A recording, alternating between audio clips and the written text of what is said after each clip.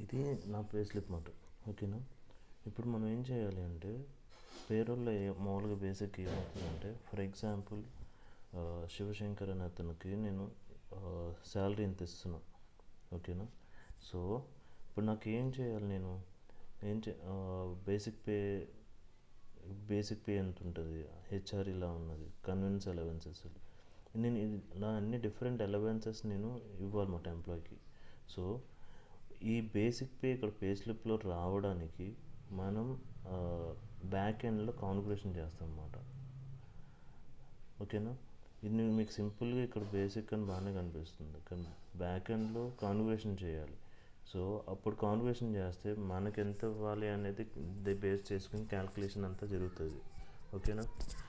అలాగే హెచ్ఆర్ఏకి ఒక ప్రాసెస్ ఉంటుంది, కన్వెన్సెస్ అలవెన్సెస్ ప్రాసెస్ ఉంటుంది. అవన్నీ ఎలా ఉంటుందంటే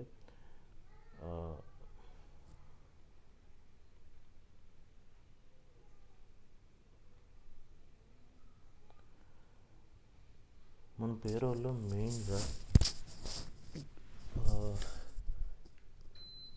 కాన్ఫిగర్ చేసేది ఏంటంటే త్రీ ఉంటాయి మెయిన్. ఒకటి ఇన్ఫో టైప్ 8, 15, 14. ఓకేనా. వినిపిస్తుంది కదండి. ఇప్పుడు బేసిక్ పే ఉంది, బేసిక్ పే ఉంటే అది info type 8. Okay. Info type ఎప్పుడు రెగ్యులర్ పేమెంట్స్. అంటే ఏంటంటే మీకు బేసిక్ పే ఎప్పుడు మంత్లీ పే చేయాల్సిందే కదా, ఎంప్లాయీకి మంత్లీ పే చేయాల్సిందే, దాన్ని బేసిక్ పే అంటారు. ఓకేనా. అంటే ఏంటంటే ఒక సెట్ ఆఫ్ ఫర్ ఎగ్జాంపుల్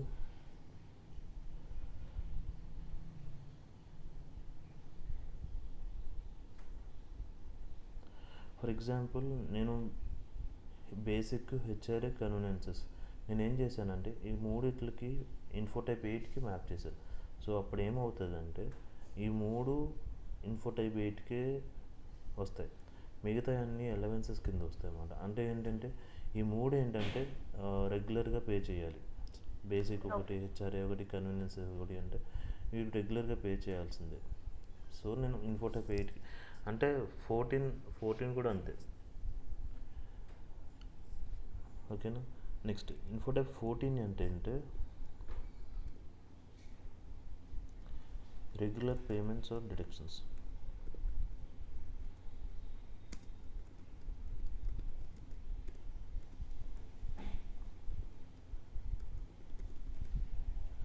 అంటే ఏంటంటే రెగ్యులర్గా పే చేసేది, డిడక్ట్ చేసేది. ఫర్ ఎగ్జాంపుల్ ట్యాక్స్ ఉంది, అది డిడక్షన్ కింద వస్తుంది. ఓకేనా. స్మాల్ ట్యాక్స్ ఇన్ఫో టైప్ 14లో మెయింటైన్ చేయడం, అది వేరే విషయం. అలాగా ఫర్ ఎగ్జాంపుల్ ఏదైనా డిడక్షన్ ఉంటుంది, మీల్ అలవెన్సెస్ ఉంటుంది. ఓకేనా. మీల్ అలవెన్సెస్ ఏంటంటే డిడక్ట్ చేసి, ఫర్ ఎగ్జాంపుల్ సొడక్సో కార్డులు వేస్తున్నారు అనుకోండి, ఆడేం చేస్తాడంటే మీల్ అలవెన్సెస్ అనేది డిడక్ట్ చేస్తాడు, అంటే మన శాలరీలో డిడక్ట్ చేసి సొడక్సో కార్డులు వేస్తాడు అనమాట. సో అది అంటే రెగ్యులర్గా మనకి కట్ అయ్యేది కదా. నెక్స్ట్ ఇన్ఫో టైప్ 15 ఏంటంటే additional payments are deductions.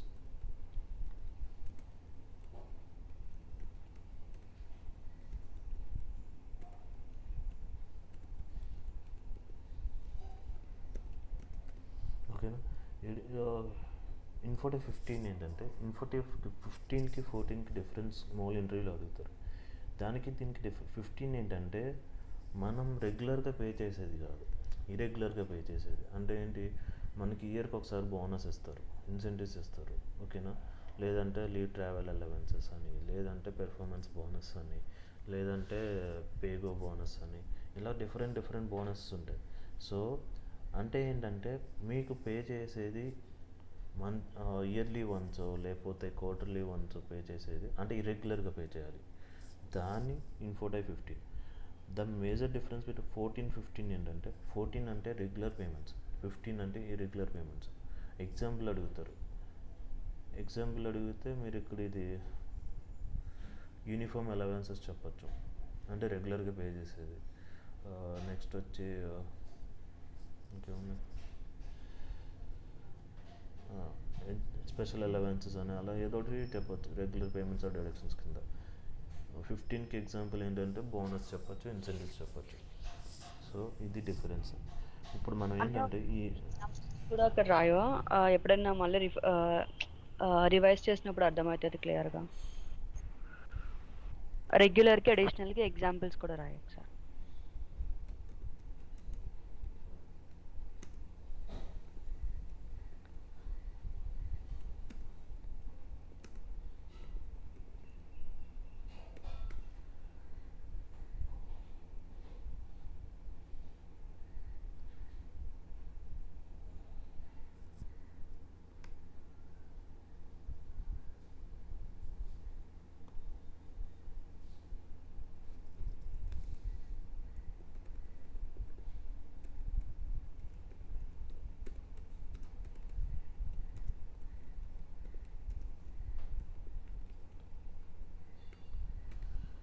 info type 14 paid regularly, info type 15 paid irregularly.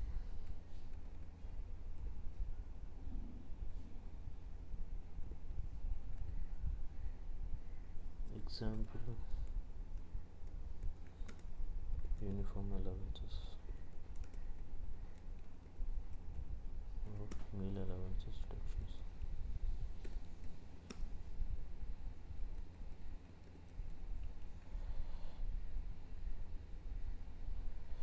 Example, bonus. ఓకేనా, దీనికి ఇవి డిఫరెన్స్. నెక్స్ట్ వచ్చి ఏంటంటే ఇప్పుడు నేను ఇన్ఫోటైప్ 8 కాన్ఫిగరేషన్కి వెళ్తాను.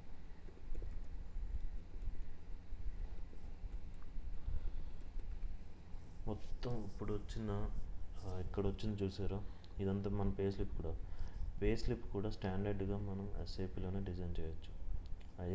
ఇదంతా మొత్తం పేరోల్ కిందనే వస్తుంది. ఓకేనా. Next ఇన్ఫోటైప్ configuration. ఇన్ఫోటైప్ ఏంటంటే మనకి రెగ్యులర్గా పే చేసేది. ఇది ప్రాసెస్ ఆఫ్ ఇన్ఫోటైప్ 8 కాన్ఫిగరేషన్ అని కంపల్సరీ క్వశ్చన్ అడుగుతారు. ఇది కంపల్సరీ క్వశ్చన్. మామూలుగా మీ పేరోల్ పెట్టారంటే కంపల్సరీ అని ప్రాసెస్ అయినా అడగచ్చు, దీంట్లో అయినా కొన్ని పడవచ్చు, 2-3 క్వశ్చన్లు పడుతుంది.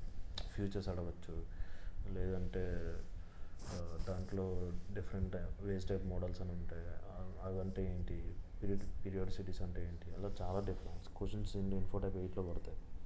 ఓకేనా. ఫస్ట్ ప్రాసెస్ వచ్చి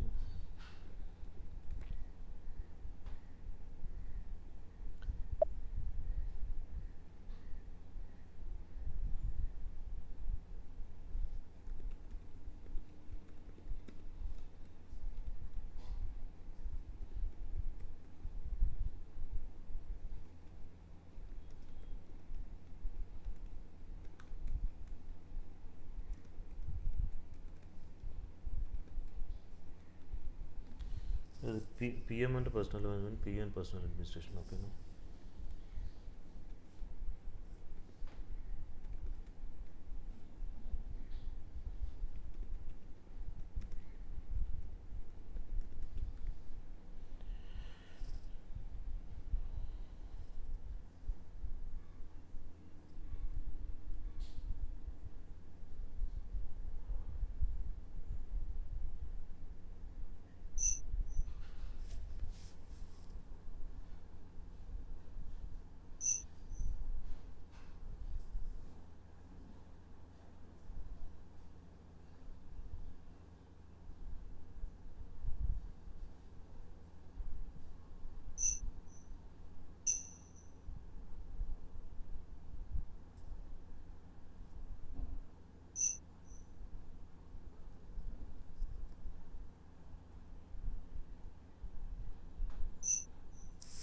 పేరోల్ డేటా ఇక్కడ బేసిక్ పేకి వెళ్ళాలి.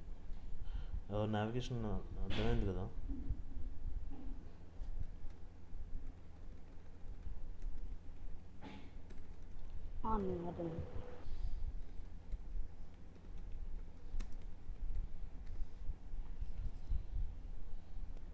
ఓకేనా. నెక్స్ట్ ఫస్ట్ ఏంటంటే define ESC grouping for PCR and cap collect agreement promotion. PCR అంటే ఏంటంటే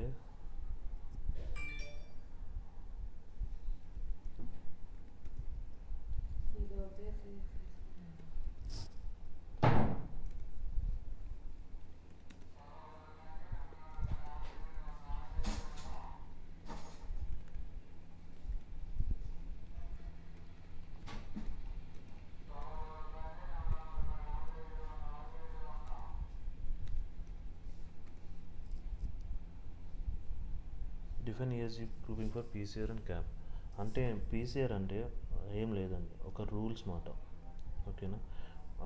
మామూలుగా పీసీఆర్ అనేది పర్సనల్ క్యాలిక్యులేషన్ రూల్ అంటారు.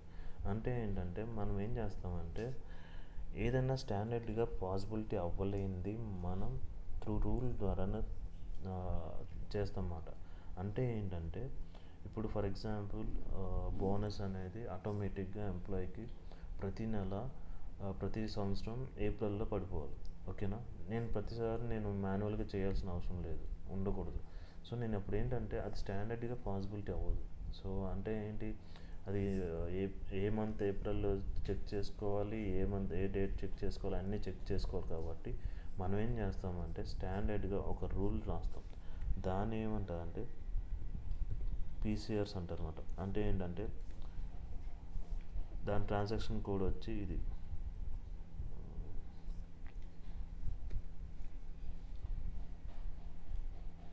ఓకేనా. ఇప్పుడు ఫర్ ఎగ్జాంపుల్ ఏదైనా రూల్ రాయాలనుకోండి,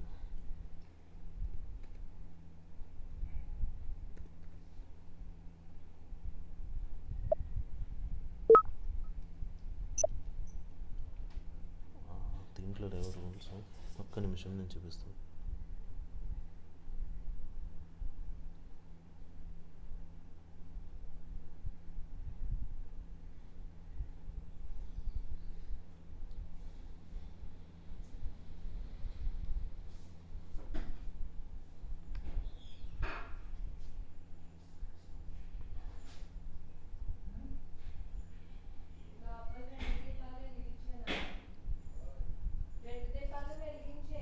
నేను స్లోగా ఎందుకు చెప్తున్నాను అంటే మీకు అర్థమవుతుందని. ఓకేనా.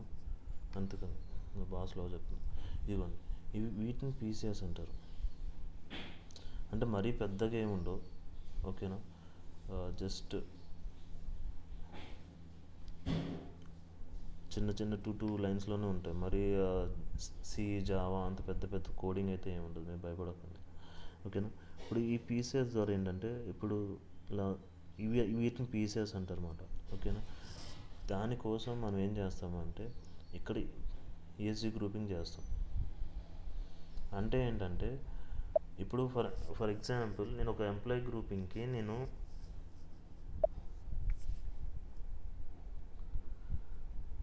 ఒక ఎంప్లాయీ, ఇప్పుడు మనం క్రియేట్ చేసిన గ్రూపింగ్స్ ఉన్నాయి కదా, employee grouping, employee sub groupings. ఓకేనా. నేను for example ESG for PCR అనేది మనం యూజ్ చేసామంటే అప్పుడు ఏం చేయాలి అంటే ఇప్పుడు ఇక్కడ ఉన్నాయి కదా 1 2 3 4 5 6 7 ఇలా ఉన్నాయి కదా. మనం ఇచ్చినప్పుడు ఏమవుతుందంటే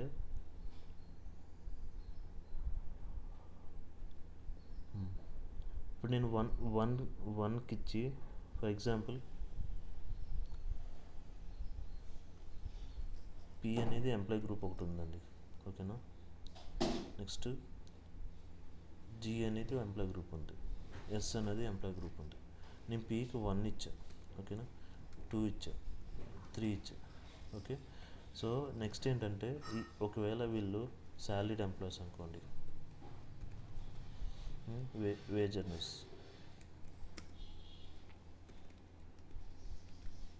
ఓకేనా. నెక్స్ట్ వీళ్ళు ఏంటంటే రిటైర్డ్. అలాగే నేను ఏదో గ్రూపింగ్స్ తీసుకున్నప్పుడు నేను వన్ శాలరీ నెంబర్స్ నేను బోనస్ ఇవ్వక్కర్లే. నేను ఇవ్వాల్సింది 2 వేజ్ ఎర్నర్స్కి ఇవ్వాలి. ప్రతి సంవత్సరం ఈ టైంకి వాళ్ళకి ఆటోమేటిక్గా పడిపోయేలాగా నేను రాసుకున్నాను. సో నేను ఇప్పుడు ఇక్కడ స్టార్ బదులు 2 పెట్టానంటే అది వాళ్ళకే అప్లికేబుల్ అవుతుంది. ఈ గ్రూపింగ్స్ ఎందుకు మెయింటైన్ చేస్తామంటే అందుకుని. ఇప్పుడు నేను 1 పెట్టానంటే శాలరీడ్ ఎంప్లాయీస్కి అప్లికేబుల్ అవుతుంది. ఇక్కడ స్టార్ పెట్టాను కదా, స్టార్ ఏంటంటే అన్నీ 1 2 3 అంటే అందరికీ అప్లికేబుల్ అవుతుంది. దాని మీనింగే ఈఎస్జీ గ్రూపింగ్ ఫర్ పీసీఆర్ అంటారు. అర్థమవుతుంది కదండి. బేసిక్గా మనం ఇక్కడ 1 అని పెట్టేసుకుంటాం. కానీ రాసుకునేటప్పుడు ఏమిటంటే మనం ఏం చేస్తామంటే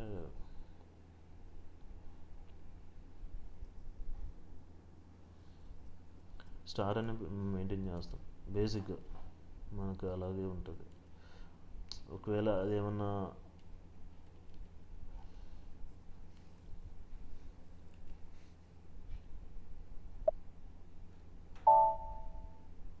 ఇది రాసుకోండి. ఇక్కడ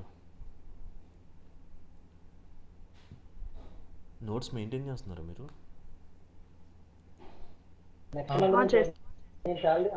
చేస్తున్నామండి. ఓకే. ఇప్పుడు ఏం చేస్తారంటే ఈ నోట్స్ రాసుకోండి. డిఫైన్ ESG ఫర్ PCR అని రాసుకుని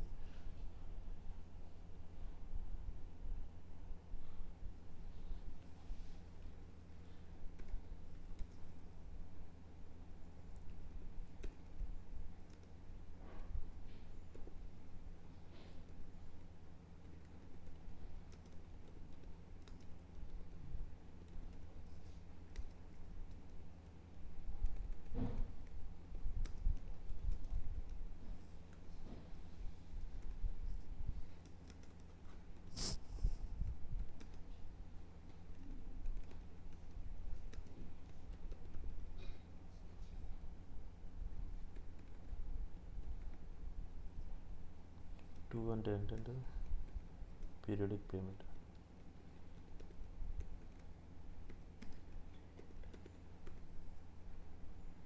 next 3 salaried employees.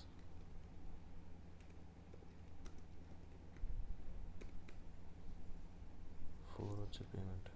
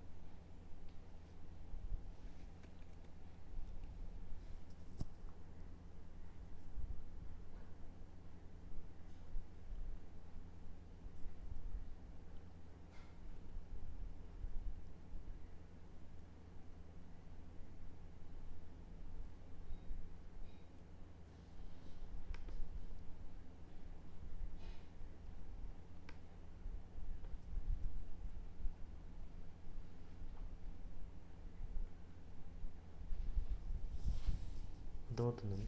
ESG grouping for cap అంటే ఏం లేదు, కలెక్టివ్ అగ్రిమెంట్ ప్రాసెస్.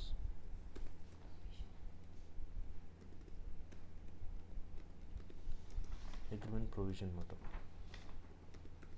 ఓకేనా.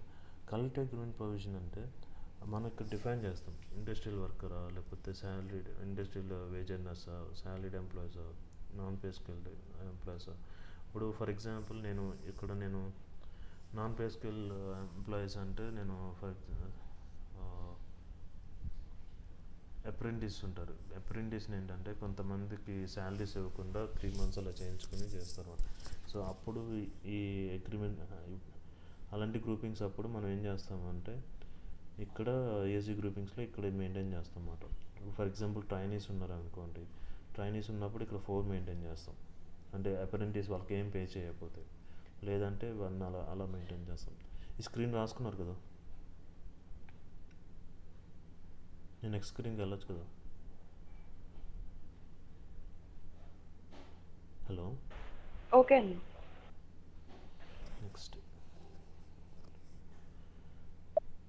నెక్స్ట్ ఏంటంటే we need to define reason for change. అంటే పే స్కేల్ ఎందుకు చేంజ్ చేస్తున్నాం. మేబీ పే స్కేల్ ఇంక్రీజ్ చేస్తున్నామా, లేకపోతే చేంజ్ ఇన్ గ్రూపింగా, లేదంటే చేంజ్ ఆఫ్ పే. ఈ రీజన్స్ అనేది మనం మెన్షన్ చేస్తాం అన్నమాట. ఇక ఆల్రెడీ డిఫైన్ చేసే ఉన్నాయి. సో ఇదొకటి.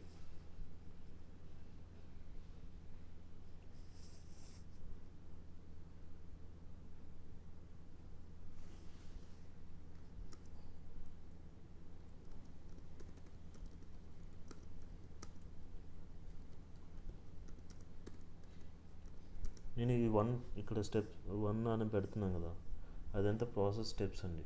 ఓకేనా?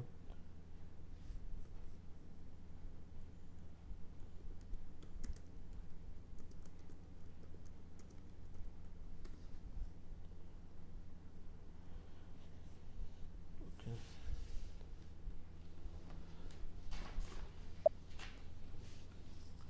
నెక్స్ట్ వచ్చి ఏంటంటే we need to maintain pay scale area and pay scale type. ఒక్క నిమిషం.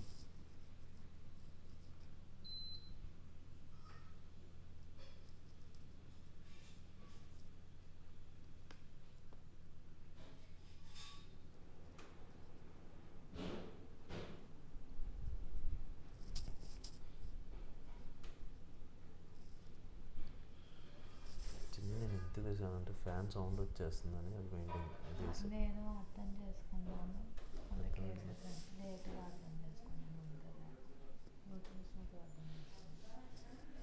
ఓకేనా? Next we need to define reasons for basic pay. Next step ఏంటంటే we need to define pay scale area. We need to define pay scale type and pay scale area. Pay scale type, pay scale area అంటే ఏంటంటే, pay scale type అంటే ఏంటంటే type of industry అన్నమాట. Type of like ఫినాన్సా లేకపోతే డెవలపర్సా, ప్రొడక్షనా, ఇలా ఎలా ఉందా అంటే ఇప్పుడు ఫినాన్స్ డిపార్ట్మెంట్. ఓకేనా? ఒక హై లెవెల్ మేనేజ్మెంట్ ఒకటి ఉంటుంది. ఓకేనా? వాళ్ళకి ఒక డిఫరెంట్ లెవెల్లో పేమెంట్స్ ఉంటాయి. అంటే వాళ్ళకి ఏంటంటే బేసిక్ పే అరౌండ్ 70,000 కింద తక్కువ రాకూడదు అని ఉంటుంది. ఓకేనా? నెక్స్ట్ మేనేజింగ్ డైరెక్టర్స్ లెవెల్స్ ఉంటారు. వాళ్ళకి ఏంటంటే బేసిక్ పే అనేది 60 బిలో ఉండకూడదు అని ఉంటుంది. సో ఇక్కడ పే స్కేల్ టైప్ అనేది ఏంటంటే మనం ఒక అంటే సెర్టైన్ డిపార్ట్మెంట్ టైప్లో మనం మెన్షన్ చేస్తున్నాం అన్నమాట ఇక్కడ. ఓకేనా? అంటే ఏంటంటే ఫర్ ఎగ్జాంపుల్ నేను హయ్యర్ లెవెల్కి హయ్యర్ అథారిటీస్ తీసుకున్నాం, మేనేజ్మెంట్ తీసుకున్నాం. నెక్స్ట్ వచ్చి సీనియర్స్ మేనేజర్స్,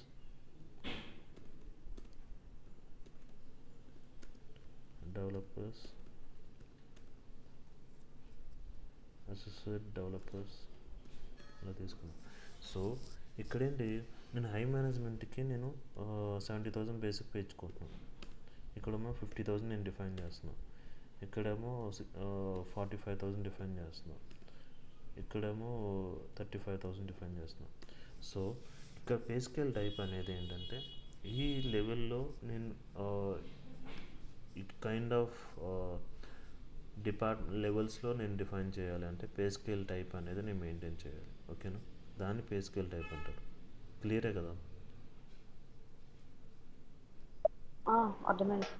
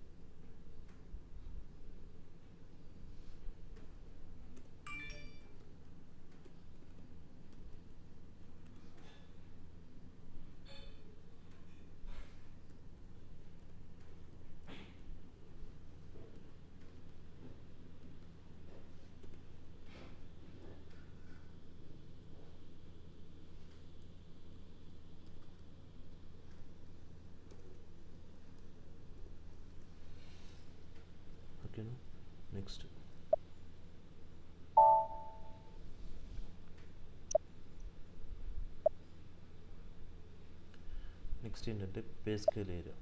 ఓకేనా, పే స్కేల్ ఏరియా ఏంటంటే లొకేషన్ బేస్ చేసుకుని నేను తీసుకుంటాను. లైక్ ఇప్పుడు ఎలా అంటే for example higher level management అంతా ముంబై హెడ్ ఆఫీస్లో ఉన్నారు. ఓకేనా, సో నేను వాళ్ళకి ముంబై ఇచ్చుకుంటాను.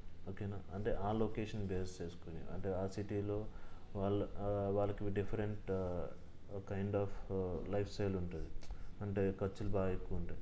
సో దానికోసం అని పే స్కేల్ టైప్ అనేది నేను పే స్కేల్ ఏరియా క్రియేట్ చేసుకుంటాను. సో దానికోసమే ఇక్కడ ఏంటంటే లొకేషన్ బేస్ చేసుకుని తీసుకుంటాను అనమాట.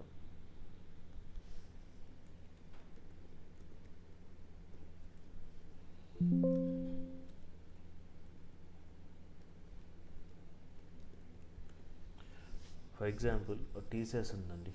ఓకేనా, టీసీఎస్ ఏంటంటే హెడ్ ఆఫీస్ వచ్చి ముంబై. ఓకేనా, అక్కడ ఏది అంటే ఏమి డెసిషన్ తీసుకోవాలన్నా నీకు అక్కడే ఉంటుంది కదా. బేసిక్గా హెడ్ ఆఫీస్లోనే అన్నీ జరుగుతాయి.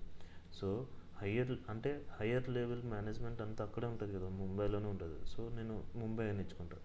నెక్స్ట్ నేను ఐఏఎస్ హైదరాబాద్ తీసుకున్నాను. ఏంటంటే నేను టీసీఎస్ ఉంది, టీసీఎస్ డిఫరెంట్ లొకేషన్స్లో ఉంటుంది. సో నేను ఏఎస్ని ఇచ్చి లొకేషన్ బేస్ చేసుకుని తీసుకున్నాను. అంటే ఏంటి, ఇప్పుడు నేను ఎలా మెయింటైన్ చేస్తానంటే ముంబైలో ఒక సర్టెన్ పేమెంట్ ఇస్తాను. ఓకేనా, ఇక్కడ మామూలుగా నేను లెవెల్లో చెప్పట్లే, వేరేగా కూడా చెప్తున్నా. ఫర్ ఎగ్జాంపుల్ ముంబైలో డెవలపర్కి హైదరాబాద్ డెవలపర్కి మీకు శాలరీ డిఫరెన్స్ ఉంటుంది, చాలా డిఫరెన్స్ ఉంటుంది. ఎందుకంటే అక్కడ లైఫ్ స్టైల్ కొంచెం ఎక్స్పెన్సివ్. ఓకేనా, ఇక్కడ బేసిక్ పే రావాల్సిన మనకు ఒకవేళ హైదరాబాద్లో బేసిక్ పే 18,000 ఇస్తున్నాడు అనుకోండి, అక్కడ కనీసం 22,000 అయినా ఇస్తాడు, 21,000 అలా ఇస్తాడు. ఎందుకంటే అక్కడ ఎక్స్పెన్సివ్ ఒకటి, ఇంకోటి ఏంటంటే ఎక్కువ వెళ్ళడానికి రెడీగా ఉంటారు, సౌత్ సైడ్ నుంచి ముంబై వెళ్ళడానికి రెడీగా ఉంటారు. సో అలాంటప్పుడు అలా లొకేషన్ బేస్ చేసుకుని కూడా మనం ఇక్కడ చేస్తామన్నమాట, దీన్ని సేవ్ చేస్తాం.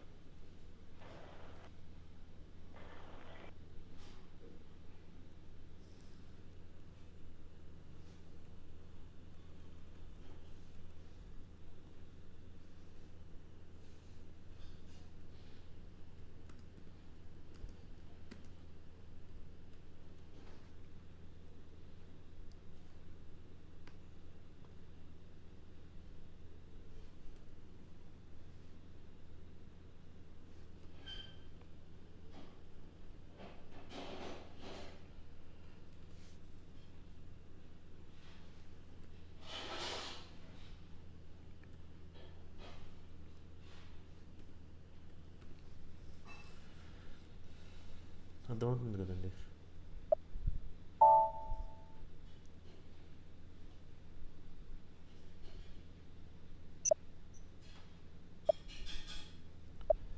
నెక్స్ట్ పే స్కేల్ అయిపోయాక pay scale area, pay scale type create చేస్తాం. నెక్స్ట్ మనం ఏం చేస్తామంటే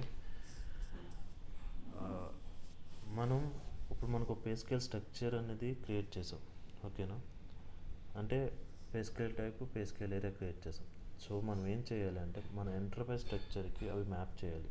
ఎంటర్ప్రైజ్ స్ట్రక్చర్ అంటే ఏంటి చెప్పండి శరణ్, లహరి, జగన్, నువ్వు కూడా చెప్పచ్చు. కంపెనీ కోడ్ ఒకటే enterprise structure. Company code, personal area, personal sub area అని. సో ఇప్పుడు ఏం చేస్తామంటే మనం క్రియేట్ చేసిన pay scale area, pay scale type మన కంపెనీ కోడ్స్కి డిఫైన్ చేస్తాం అన్నమాట. ఓకేనా, దాన్ని ఎక్కడంటే assignment of pay scale structure and pay to enterprise structure అంటారు.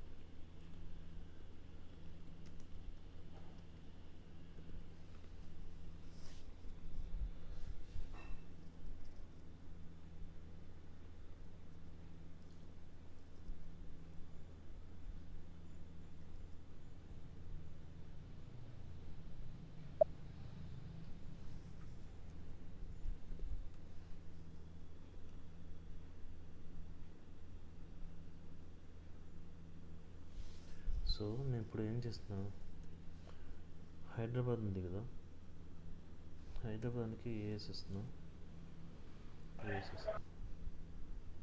ఓకేనా. నెక్స్ట్ బెంగళూరుకి నేను ముంబై ఇచ్చేస్తున్నాను.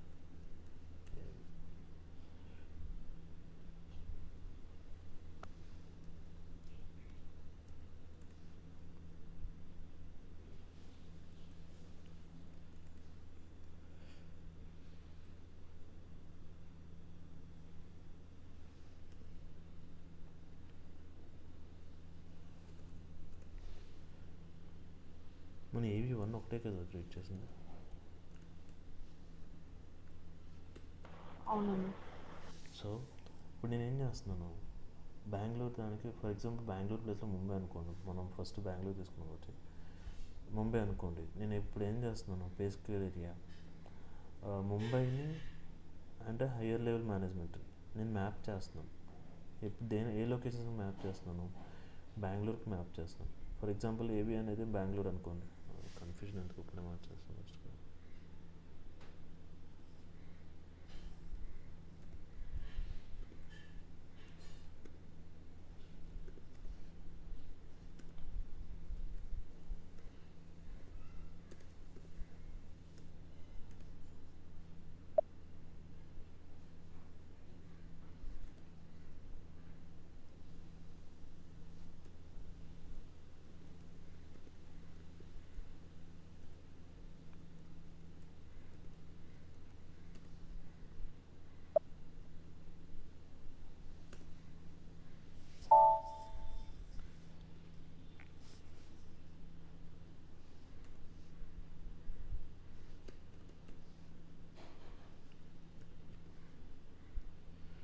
ఇది ఇప్పుడు నేను ఏం చేస్తున్నాను, ఏబీ అనేది బెంగళూరు ఇచ్చా. ఓకేనా. సో నేను బెంగళూరు లొకేషన్కి, పర్సనల్ ఏరియాకి, పర్సనల్ సబ్ ఏరియాకి ఏబీ అనేది pay scale area, pay scale type define చేస్తాను. ఇప్పుడు ఏంటి మొదలు, బెంగళూరు అనే లొకేషన్కి నేను pay scale area, pay scale type AB అని మెన్షన్ చేశాను కదా. తర్వాత చేసే స్టెప్స్లో ఏమవుతుంది అంటే, నేను ఏ పేస్కల్ ఏరియా అయితే నేను అసైన్ చేశానో, ఏ లొకేషన్కి అసైన్ చేశానో ఆ వేస్ట్ టైప్ మోడల్ అంటే ఆ టైప్ ఆఫ్ పేస్కల్ స్ట్రక్చర్ అనేది బెంగళూరుకి వెళ్తుంది. ఓకేనా. ఒకవేళ నేను బెంగళూరు బేసిక్ పే అనేది 45,000 లిమిట్ చేసుకున్నాను. ఓకేనా. హైదరాబాద్లో నేను బేసిక్ పే అనేది 35,000 లిమిట్ చేసుకున్నాను. సో అప్పుడు ఏమవుతుంది, ఈ పేస్కల్ ఏరియా, పేస్కల్ టైప్లో మనం హైదరాబాద్కి ఎవరికి ఇచ్చామో అప్పుడు వాళ్ళకి బేసిక్ పే 35,000 అవుతుంది. బెంగళూరుకి ఏమవుతుంది అంటే 45,000 బేసిక్ పే అవుతుంది.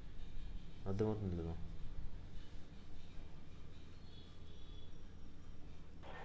అర్థమవుతుందండి.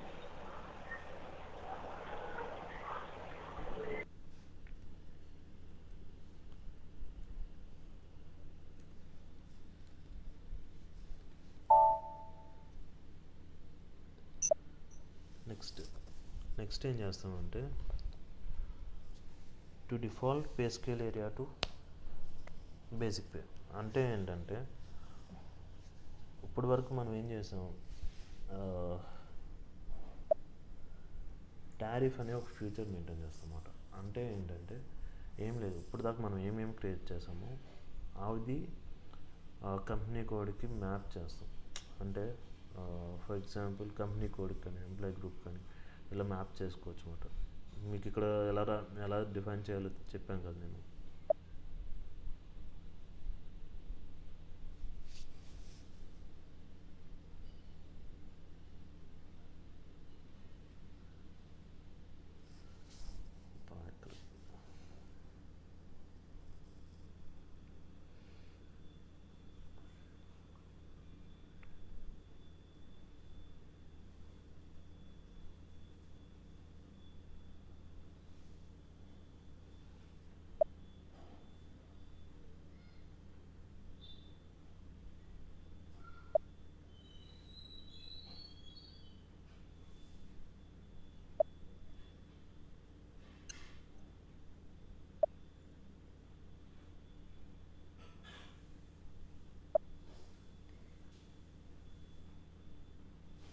నేను ఇందాక పర్సనల్ ఏరియా కదా తీసింది.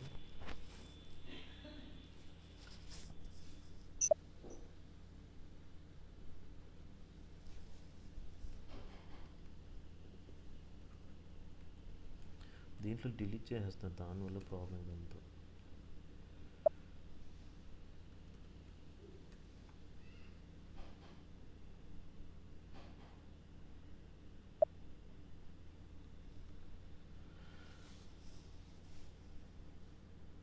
సో నేను ఇక్కడ ఏం చేస్తున్నానంటే, ఇది అప్పుడు మీకు ఎలా ఫంక్షన్ అవుతుందో చెప్తానండి.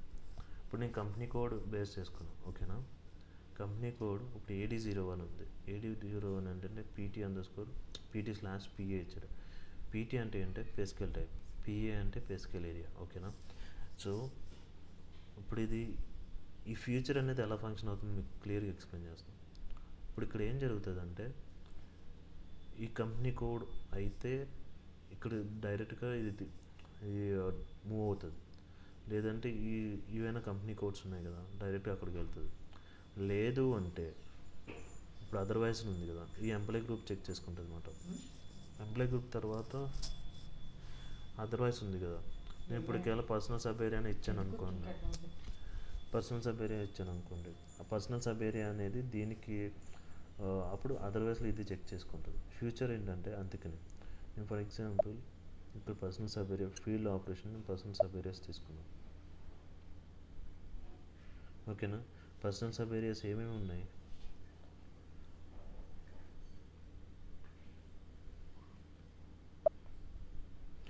బేసిక్గా పర్సనల్ సబ్ ఏరియా మీద ఎవరు తీసుకోరు, మామూలుగా చూపిస్తున్నాను అంతే. ఇప్పుడు పర్సనల్ సబ్ ఏరియాస్ తీసుకున్నాను అనుకోండి, ఇప్పుడు ఏముంటుంది ఇక్కడ ఏవి ఉంది కదా 001కి. సో అప్పుడు ఏమవుతుందంటే ఈ పేస్కేల్ ఏరియా ఇది తీసుకుంటుంది, లేదంటే హైదరాబాద్ ఏఎస్ తీసుకుంటుంది, ఏఎస్ కాంబినేషన్ తీసుకుంటుంది. ఫర్ ఎగ్జాంపుల్ నేను AV01కి మొత్తం ఏవి ఇచ్చేసాను అనుకోండి,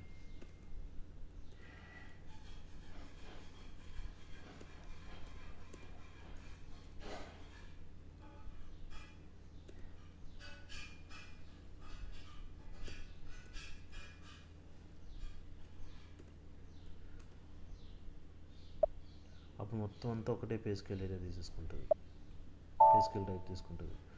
నేను ఆల్రెడీ కంపెనీ కోడ్ అనేది మనం ఆల్రెడీ పేస్కేల్ స్ట్రక్చర్లో మెయింటైన్ చేసాం, అవునా కదా.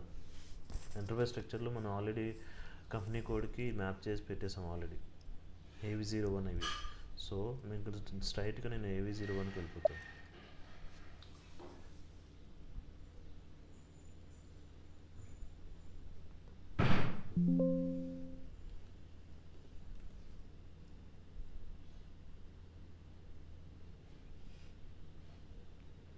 ఇప్పుడు నేను ఒకవేళ AV02 తీసుకున్నాను అనుకోండి, AV02 తీసుకున్నప్పుడు ఏమవుతుందంటే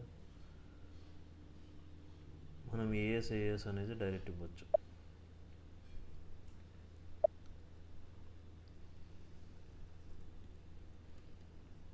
ఇలా AS బేసిక్గా ఏంటంటే కామన్గా తీసుకుంటుంది, ఎందుకంటే కన్ఫ్యూజన్ ఎందుకు వచ్చిందిలే అని చెప్పేసి అలా తీసుకుంటారు, ఓకేనా. ఇక్కడ ఏం చేస్తున్నాను, రిటర్న్ వాల్యూ ఏవి ఇస్తున్నాను అనమాట. ఇది క్లిక్ చేయండి, యాక్టివేట్ చేసి ఇప్పుడు ఏదైనా ఫీల్డ్ ఎక్స్ట్రా ఉంటే మనకి ఎర్రర్ వస్తుంది. సో ఇప్పుడు యాక్టివేట్ చేయండి.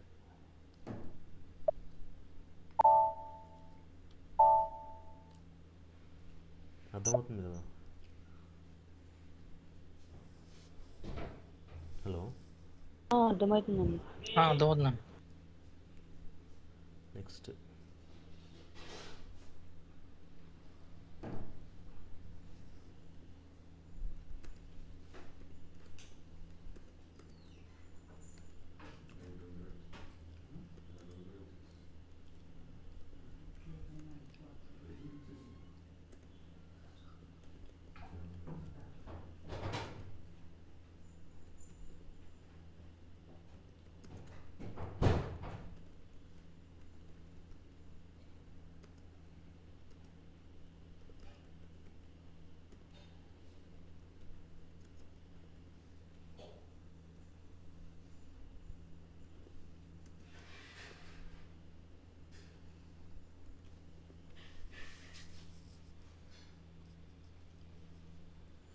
ఈరోజుకి ఇక్కడ చాలు ఇంకా.